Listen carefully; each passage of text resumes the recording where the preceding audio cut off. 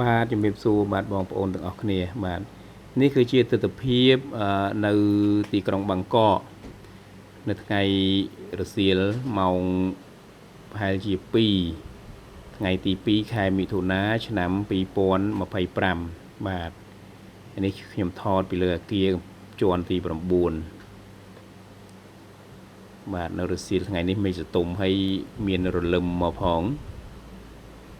បាទនោះគឺជាអគារ2ដូចគ្នាហ្នឹងគឺជា condo Lumpini បាទ condo Lumpini នឹងមានច្រើនមែនទែននៅស្រុកថៃបាទហើយនឹងអគារខ្ពស់នោះហ្នឹងគឺជាធនាគាររបស់រដ្ឋ Government Saving Bank បាទហើយនេះ Big C បាទ Big C យើងមើលពីលើទៅហើយ Big C នេះគឺទៅនៅរបស់គេដែរនៅដំបូលរបស់ Big C ហ្នឹងបំពាក់នៅ solar cell នេះមើលខ្ញុំទាញនៅអគារធនាគារបាទរបស់រដ្ឋ Government Saving Bank បាទគឺអគារនេះទឹមធ្វើឲ្យប្រហែលជាមួយឆ្នាំជាងនឹងទេកាលពីសម័យ Covid ហ្នឹងគឺបានផ្អាកដែរអត់បានធ្វើនេះគឺជាការិយាល័យធំបាទរបស់ធនាគារហ្នឹងបាទមេឃរៀងសតុំបាទមេឃរៀងសតុំហើយអគារជាប់គ្នាហ្នឹងនេះបាទនេះខ្ញុំទាញមកហ្នឹងគឺជាមន្ទីរពេទ្យវិមុតបាទវិមុត Hospital បាទគឺជាមន្ទីរពេទ្យមួយដែលទៅបង្កើតបានគម្រប់4ឆ្នាំល្មមបាទម្សិលមិញហ្នឹងគម្រប់4ឆ្នាំហ្មងបាទទៅបង្កើតទេបាទហើយនឹងអាគារខ្ពស់នោះអាគារកញ្ចក់ខ្ពស់ហ្នឹងគឺThe Rise សភានខ្វាយបាទទៅធ្វើឲ្យដែរកាលពីសម័យ Covid ហ្នឹងគឺផ្អាកមួយរយៈដែរបាទផ្អាកបាទហើយនៅនេះគឺ condo ហើយនឹងទល់មុខ condo ហ្នឹងគឺផ្លូវធំបាទផ្លូវធំគឺផ្លូវពហុនយោធិនមិញហ្នឹងបងប្អូនឃើញហ្នឹងគឺរទេះភ្លើងបើកាត់នេះមានផ្លូវរទេះភ្លើងហើយនេះមុខ Big C បាទដោយសារថ្ងៃនេះគឺជាថ្ងៃឈប់សម្រាកអញ្ចឹងឡានអត់ស្ទះទេបាទឡានអត់មានស្ទះទេ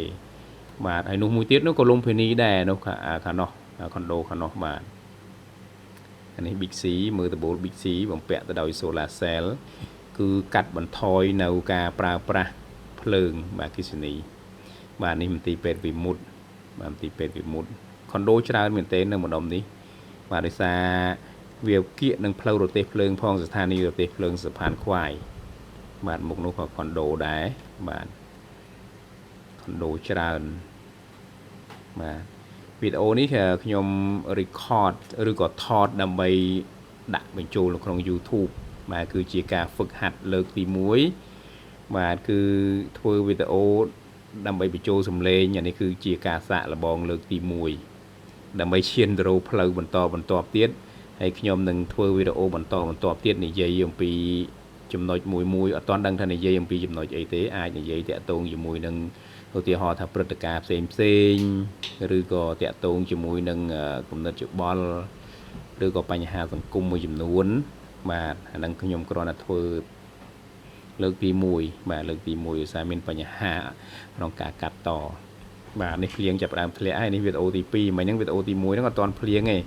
ខុសគ្នាប្រហែលជា10នាទីជាងបាទនេះផ្លូវរទេះភ្លើងបាទទេះភ្លើងដូចខ្ញុំបានបញ្ជាក់មិញអញ្ចឹងបាទទេះភ្លើងរត់កាត់តាមហ្នឹងបាទអញ្ចឹងដោយសារមានរទេះភ្លើងរត់កាត់តាមហ្នឹងអញ្ចឹង condo ច្រើនតែស្ថានីយ៍នេះក៏រៀងយូរដែរហើយបាទយូរហើយបាទនេះ Starbucks Coffee បាទផ្លូវចូលខាងមុខ Big C ហើយខ្ញុំកំពុងតែឈរនេះគឺឈរ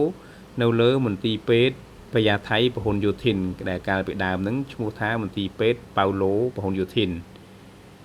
បាទអានោះគឺអគារ5 star condominium បាទនេះ condo ច្រើនមែនទែនបាទបាទនេះចំពីមុខមន្ទីរពេទ្យបាទនោះសិតតែ condo សូមអធិស្ឋាននេះខាងស្ដាំដៃរបស់មន្ទីរពេទ្យអានេះ IDO condo ចតុចៈអូច្រើនណាស់ condo នៅនេះច្រើនហើយ condo ហ្នឹងទៅធ្វើឲ្យប្រហែលជា5 6 7ឆ្នាំទេបាទហើយកន្លែងនេះដីល្វែងដីនេះធំមែនទែនបាទដីនេះធំមែនទែនកាលពីមុនហ្នឹងគឺជាផ្ទះល្វែងនៅតាមហ្នឹងបាទផ្ទះល្វែងហើយគេមានគម្រោងធ្វើ condo ដែរដើម្បីសាងសង់ condo ក៏ប៉ុន្តែលក់គម្រោងអត់បាន